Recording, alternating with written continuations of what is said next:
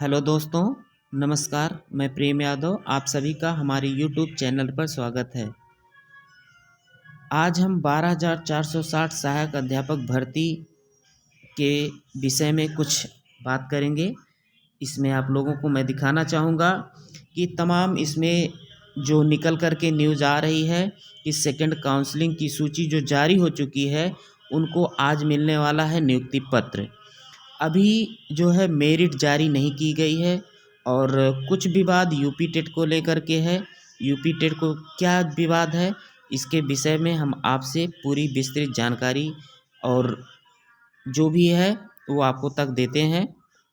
और ये तय है कि आज नियुक्ति पत्र मिलने वाला है सभी भाइयों बहनों को। और सेकंड काउंसलिंग की प्रक्रिया पूरी कर ली गई है। और जो इसके विषय पर बात करते हैं कि जो सीटें और बचती हैं, कुछ भी होता है तो उन सीटों पर थर्ड काउंसलिंग होगा कि नहीं होगा, उसके विषय में भी हम आपसे बातें करते हैं। और 12,460 की जो सीतापुर की देख रहे हैं कि संभावित मेरिट जो जारी हुआ है, उस पर हम बात करते हैं कि क्या मेरिट के विषय में है। पहले हम आगे कुछ जानकारी लेते हैं, आपको इसमें हम बताना चाहते हैं। देखिए, काउंसलिंग में हंगामा, बीएसए को घेरा। देखिए, बीएसए को ज्ञापन सौंपने के बाद दोबारा आक्रोशित हुए अभ्यर्थी। बीएसए दफ्तर में दिन भर चली प्रपत्रों की जांच। इसमें 1375 ने कराई थी, क्या काउंसलिंग कराई थी, कहाँ? गोंडा में। गोंडा में 1375 ने काउंसलिंग कराई थी, जो ओपन टू ऑल काउंसलिंग हुई है।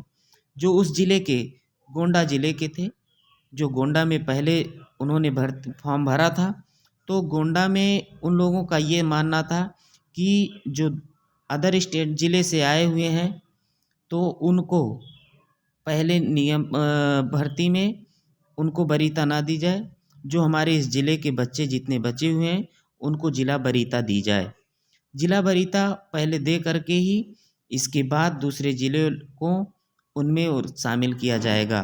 अभ्यर्थियों ने बताया कि मूल आवेदक होने के बावजूद भी साथ दोबारा मानदंड अपनाया जा रहा है। इस बीएसए कार्यालय को लेकर कलेक्टर तक चक्का जाम करे हैं।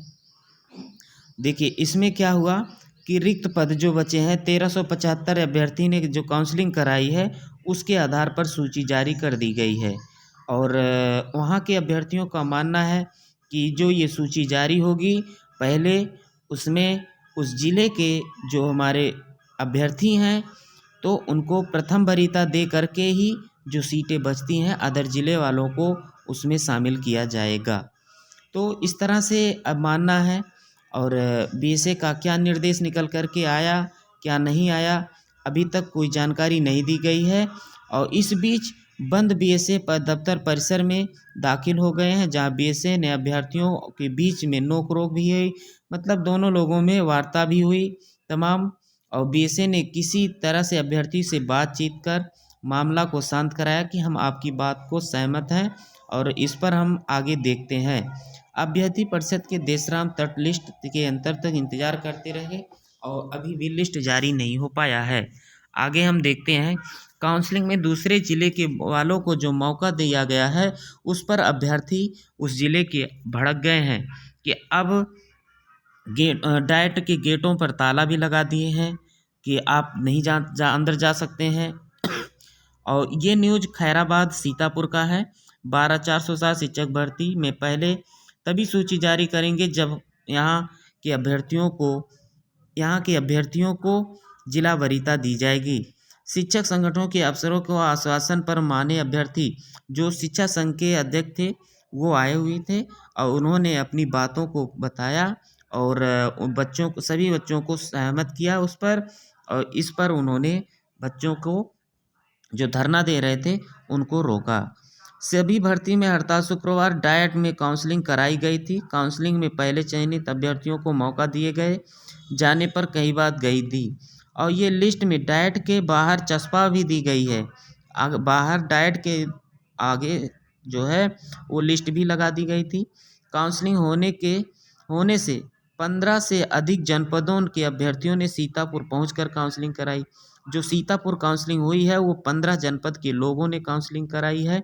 और ज़िले में सर्वाधिक जो 870 रिक्त पद थे, इन पदों पर सभी जनपदों को खोलने के अभ्यर्थियों के भड़क गए। कि सभी जो जनपद हैं वहाँ 870 पदों पर काउंसलिंग कराएंगे।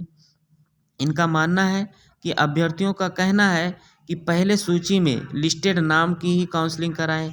जो सूची में नाम है, जो सीतापुर की जो सूची लिस्ट है उस पर पहले काउंसलिंग कराइए, इसके बाद फिर अदर वालों की काउंसलिंग होगी। शिक्षा सचिव से हुई वार्ता में उन्होंने कहा कि जब तक जिले में अभ्यर्थियों की सीटें फुल नहीं हो जाएंगी तब तक दूसरे जिले वाले को अभ्यर्थी को मौका नहीं दिया जाएगा।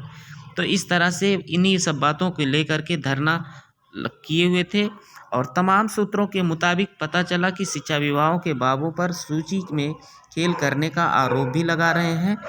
तो इन सभी को लेकर के हम आगे चलते हैं, लेकिन ऐसा नहीं है कि शिक्षा विभाग में कोई इस पर खेल कर सकता है, क्योंकि तमाम जांच पड़ताल के बाद ही इस सूची को जारी किया जा रहा है। और शिक्षा विभाग इसमें दिखाएंगे कि जो, हाँ, अब बताते हैं सेकंड काउंसलिंग की प्रक्रिया। तो सेकंड काउंसलिंग की प्रक्रिया के विषय में मैंने इधर बात किया। आज मिलेगा नियुक्ति पत्र। देखिए, पहले इसमें क्या है, 12,407 शिक्षा विभाग में जो लोगों के बच्चों के बीच में ये न्यूज़ चल रहा है कि जनरल की 70.08 जा रही है, ओबीसी की 69.85 जा रही है और एससी की 65.67 जा रही है। तो जहाँ तक मानना है कि यह सही है या गलत है, तो अभी हम इसको सही नहीं मान सकते, क्योंकि जब तक लिस्ट नहीं आ जाती है, क्योंकि यह लिस्ट ये जो जारी हुई है तो ये सभी बच्चों का मानना है कि इतना ही कट-ऑफ जा रहा है। ये दूसरे ज़िले को देख करके या इसके पहले वाली काउंसलिंग को देख करके इसको अनुमानित किया गया है, संभावित कट-ऑफें बताई जा रही हैं। इन सभी इसको देख करके आप परेशान ना हो, सूची अभी और भी घट सकती है।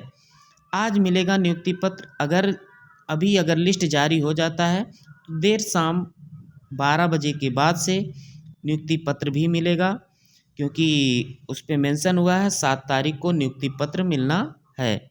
यूपी टेट की बात को लेकर के चलते हैं कि 2016 की विशेष जानकारी ये है कि जब फॉर्म अप्लाई किया जा रहा था, जो उसके पहले टेट पास थे, सी टेट पास थे, तो वह टेट मार्कशीट मान्य है, और जो इसके बाद फॉर्म भरने के बाद जो रिजल्ट आया है उस टेट मार्कशीट को अमान्य कर दिया गया है। तो यह अभी सिर्फ बच्चों की माध्यम से ये सूचना निकल कर के आ रही है। अभी कोई लिस्ट इस पर नहीं लगी है, ना इस पर कोई अभी चर्चा है, क्योंकि इसके पहले भी अब तमाम लोग अभी नौकरी कर रहे हैं। तो इन सभी को लेकर के आप परेशान ना हो, और जैसे ही लिस्ट बाहर लगाई जाती है तो आप लोगों को हमारे यूट्यूब के माध्यम से सूचित किया जाएगा। तो इसलिए हम आपसे चाहेंगे कि जहाँ रहें आप धैर्य बना के रहें, कोई किसी से वार्ता इस विषय पर ना करें कि इतनी जा रही है, ऐसा है, वो बाहर हैं, क्योंकि हमारे जितने भी भाई बहन हैं सभी लोग काफ़ी दिनों से यहाँ लड़ते हुए, काफ़ी मशक्क़त झेलते हुए यहाँ तक पहुँचे हुए हैं। तो मैं यही ईश्वर से प्रार्थना करूँगा कि सभी लोग, जितने हमारी भाई बहन हैं, सभी का हो, इसमें कोई परेशान होकर ना जाए और ना कोई परेशान हो पाए, क्योंकि इसमें काफ़ी उम्र दराज के हो चुके हैं, इनकी एज भी इतनी हो चुकी है कि अब ये किसी काम लायक नहीं रह जाएंगे। तो मैं यही कहूँगा कि इनका इसमें इन 12,460 शिक्षक भर्ती में सभी बच्चों का हो जाए, और जैसा होता है हम आपको आगे सूचना देते हैं। और लिस्ट अभी लगी नहीं हुई है, लिस्ट के इंतज़ार में रात भर लोग सोए नहीं हुए हैं, और जो जहाँ पे हैं वो उनकी नींदें उड़ चुकी हैं, ना खाना खा पा रहे हैं, ना नींदें आ रही हैं ठीक से। तो ये जायज़ है कि सभी लोग परेशान हैं। तो मैं यही कहूँगा कि आप परेशान ना हो, लिस्ट पहले लगने दीजिए, और लिस्ट लगने के बाद जो सूचना निकल कर के आती है हम आप तक पहुँचाते हैं। जय हिंद दोस्तों।